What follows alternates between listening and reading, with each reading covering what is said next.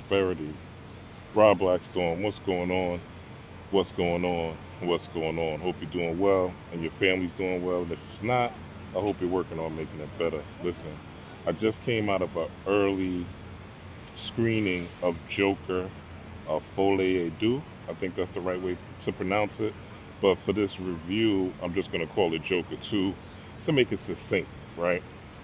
And so in Joker 2, right, I'm going to start off with my opinion, my rating of the movie. Then I'm going to discuss what the movie's about. No spoilers or about anything. No spoilers, no spoilers. And third, I'm going to touch on the symbolism and the spiritual aspect and how it applies for the time that we're in right now, going into this eclipse window, right? And the supermoon that's coming up in Libra. So, first and foremost, my opinion of the movie is this. It wasn't that great. All right. If 5 stars is the maximum rating of a great movie, I would give it about a 2.5. The set pieces were good. I like the camera angles, the acting by Lady Gaga, and I forgot the lead actor's name, but the guy who played Joker, great, excellent. The portrayal of Harley Quinn by Lady Gaga was on point. But they didn't really get into the Harley Quinn mythology much, but for the fact that she liked Joker, right? And again, I'm not going to spoil the plot or spoil the story, right? But it's a pretty straightforward story. Second of all, right, it is a musical, all right? I did not know it was a musical going in. I had no idea it was a musical going in. I love the first Joker movie. I love the soundtrack of the first Joker movie. I thought both were excellent. 5 stars. The soundtrack, if you never heard the Joker soundtrack, listen to the Joker soundtrack. Excellent, excellent. Just for an instrumental vibe. And the movie, obviously, Joker 1, a great movie, right? But the second movie, every time it started to get into some sort of pace to where you could the plot would start to thicken, right? Or there was some pacing in the movie where you were starting to, get deeper into the plot points. And then what would happen is they would drop a song, right? And they were singing throughout. Again, it's a musical for the most part. So if you don't like musicals, I don't like musicals, I suggest you wait this one out. I suggest you wait till this goes to video, right?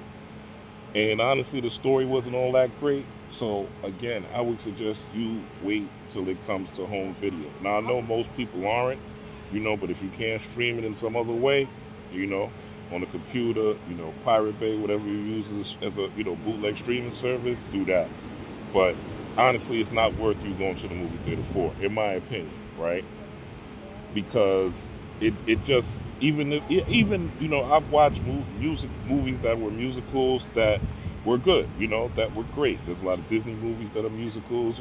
There's some movies that are not Disney that are not Disney musicals that are great as well. So that's my opinion of the movie.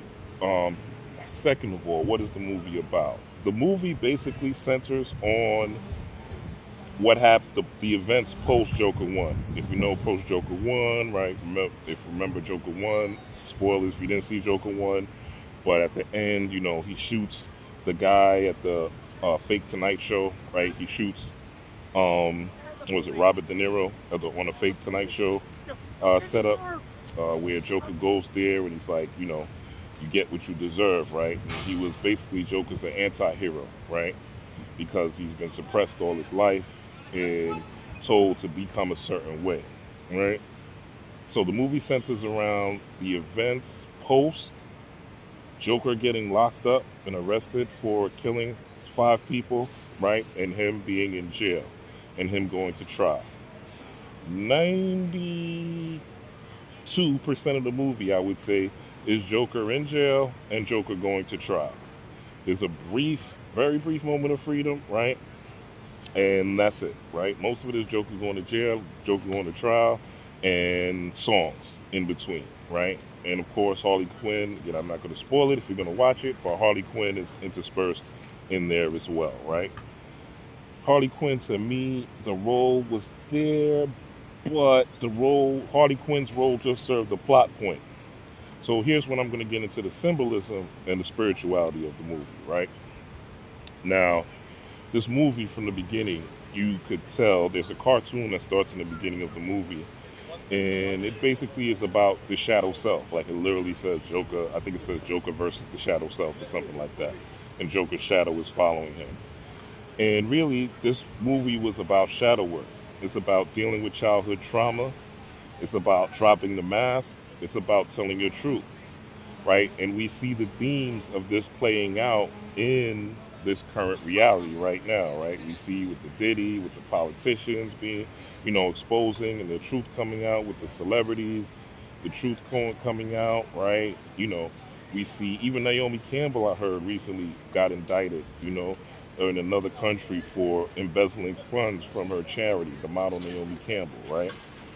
And you see what happened with the mayor in New York, Mayor Adams, 23andMe, the board resigning, and all these board resignations. And we just see this big restructuring, and really the truth of what celebrity is, the truth of what politicians is, the truth of what influencers are, right? Cardi B and Offset, right? Some people's relationship goals, and it goes on and on and on and on and on, right? So back to the Joker. The movie is about that. The movie is about removing the mask, removing the Joker mask, right? Removing the laughter, removing the joy. Basically, Joker had to let the party die in him, right? He had to let the party die. He had to let the laughter die. And it's really about confronting your dark side, right? Confronting that dark side, facing it for what it is, facing your childhood trauma, and coming into the realization that you have to merge that shadow self with your true self. One of the things, and again, no spoilers, but one of the things they said in the movie is when he went through childhood trauma, he had to create a new personality for his survival. And I'm paraphrasing, right? But he had to create a new personality for his survival.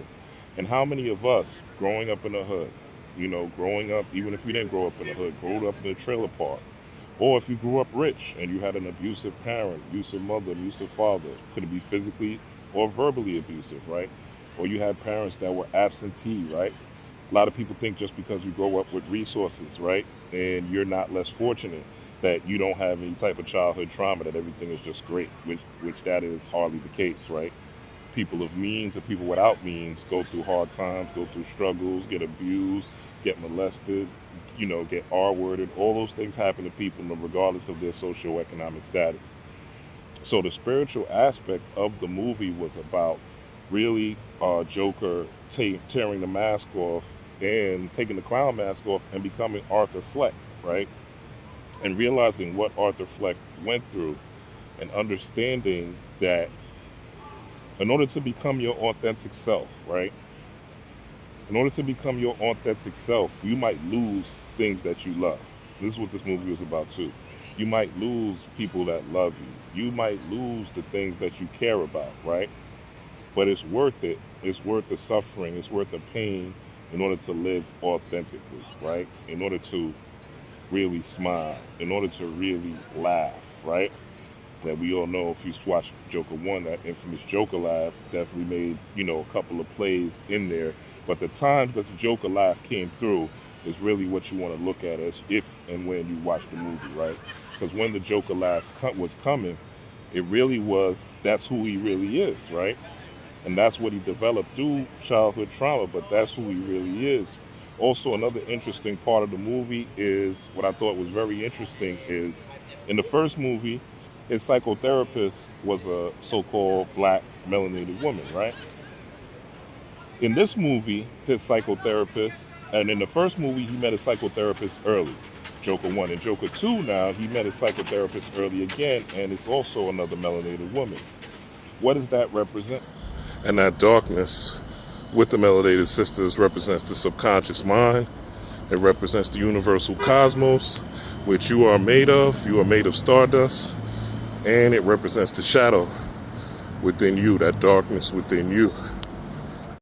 Right? Remember, we're in Libra season, right? And we're about to have a full moon eclipse, super moon in Libra season, which I'll talk about very soon, right? But we're about to go into that, and that's really about balancing the scales, balancing the heart with the feather, and being as light as a feather. And being as light as a feather doesn't mean that you, and I'm going to get more depth, so this is just real brief, but when I do another video, but being light as a feather not only means that you have a conscience, right, which I talked about, where you're able to sense what's right according to spiritual law, not man law, but what's right and exact and of good character according to spiritual law, right? And what's not right. And basically, the grand tenet is to treat someone the way you would want to treat yourself, right? And a grand example of this is I was watching a video and they had Carisha in it. And, Carisha, they asked Carisha, right? Carisha, the city girl. They asked her, would you want your daughter to be a city girl? And she was like, nah, I wouldn't want my daughter to be a city girl. Like and Carisha was like, I grew up a certain way, so I had to be a city girl, aka trauma, right? I grew up a certain way, so I had to be a city girl. But my daughter, she's going to grow up different. Like I want her to be, I wanted to, be book smart and do certain things. She said, right? But she was like, nah, I wouldn't want my daughter to be a city girl. But she's rapping and having your daughter and all other daughters being city girls. Same thing with Cardi B, right? There was a video where they had played played WAP, Cardi B, WAP by Cardi B's daughter was in the room with Cardi B. Cardi B's daughter was in the room with Cardi B, and WAP came on, and Cardi B cut it off real quick, right? Because she didn't want her daughter to hear WAP, but she'll have your daughters and your sons listening to WAP, right?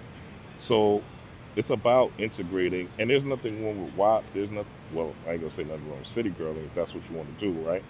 But all these things are trauma responses, right? And a lot of these things are ways, and this is another aspect of the movie. When he was the Joker, he was highly accepted. Like everybody loved him. Everybody wanted to be down with him. Everybody wanted to support him, But once he started to drop his mask and realize who Arthur Fleck was, and that Arthur Fleck, which is the Joker's real name, was getting neglected, he then came to this point to where he realized that he came to the point where once the mask dropped, that he realized that, he took some losses. And that's all I'll say, and he took some heavy losses. He took some heavy losses to be his true self. But at the end of the day, that loss, brought about authenticity, and it brought about peace of mind, and it brought about a sincerity in his joy and in his smile. So the spiritual symbolism again behind that goes back to Libra, and it's what is it about you that's weighing you down? We're all being presented truth, some way, some shape, some form. If it's as above, so below. So if you see it in the celebrity world, right? If you see it in the influencer world, the political world, right? Then that goes from high to low as well, right? It goes from the so-called elite, or the people that people look up to as stars, right? And influencers and all that. People look up to them. And it also goes back down to you, right? The law of correspondence is not just galactical, right? It also corresponds to you. So, really look at your life and see what truth is being exposed to you about you. What truth? And it could come from someone, right? It could come from someone you love. It could come from someone you like. I've had some truth revealed to me recently, right? And I had to really sit down and think about it. And it was a pattern in me that I had inherited, right, from childhood trauma that I needed to process, and I needed to really look at, and I needed to let go and do the work to let that go, So what is it that you need to let go that may be holding you back? Check your triggers. What is it that causes you to be triggered in a certain way? There were some things that triggered Arthur Fleck into becoming the Joker, right? Which the movie covered as well. Again, no spoilers. But what is it that's, these things you want to really look at during this time and see, it's a time we're going into the fall season. The leaves are falling off the tree. And it's time to let some shit go. It's time to let some old patterns go. It's time to let some old behaviors go, right? And it's not a time for escapism, right? It's not a time for escapism until a lot of drugs. You know, I see some influencers, you know, talking about, you know, I've seen a couple, and more than one of a couple actually, you know, talking about mushrooms a lot lately and things like that. If you're going to do it, do it. You know, I'm not against it. But don't rely on that to just only that to handle your trauma. Go within and really, you know, again, this movie was set in prison for the most part and in the courtroom, right? So that metaphor of the prison and in the courtroom is about, you know, jail. It's a silent, confined space, right? Where you just have time to think. So are you taking time during your day for silence, for time to think, for time to reflection? This is what this time is about, right? And if you look at a lot of the movies that's been coming out, right, I've been watching a lot of them, from The Wild Robot. I might do something on The Wild Robot. You know, all these movies are about changing your nature. You know, The Wild Robot was about changing your nature. You know, you don't have to go according to your programming, right? Whatever we went through in the past has passed, and it's time to let some shit go. So that's my review, right, of early review, non-spoiler review of Joker, Folie, Deux, Joker 2. Let me know what you think. Hit a like for the YouTube algorithm. Hit a share for the YouTube algorithm. If you want me to do more movie reviews like this, I'll do more movie reviews like this. But yeah, hit a like, hit a share, hit a subscribe for the YouTube algorithm. Peace, power, and prosperity to you. And let me know what you think in the comments. Let me know your opinion. If you saw it, if you're going to see it, you know, let me know what you think. I look forward to hearing your opinions. All right? Peace, power, and prosperity. Rob Blackstorm. Looking up to celebrities, nigga. You don't know them weird ass niggas. Why is you looking up to them niggas? I be trying to tell you, we just talking about that shit, bro. Like, I look up to Mr. David, bro. Mr. David stays 6 doors down from me. He a garbage man. He get up early in the morning, take care of his family, come home, put food on the table. He ain't out here having Miss Bernice all fucked up because he fuck around with a bunch of women. He got 2 kids. You know what I'm saying? They respectful. AB honor roll. He got grass in his front yard and the backyard. He won. Like, he made it, bro. You feel what I'm saying? Motherfuckers like talking about, I need $100 billion. I need 4 yachts, 2 women from Europe. Like, nigga, you done got caught up in the Matrix, nigga. Mr. David could give you $1 million worth of game, but you too concerned about what he do instead of who he is. Oh, niggas ain't gonna catch that, bro. And the crazy part about it is, there's a Mr. David in everybody's neighborhood.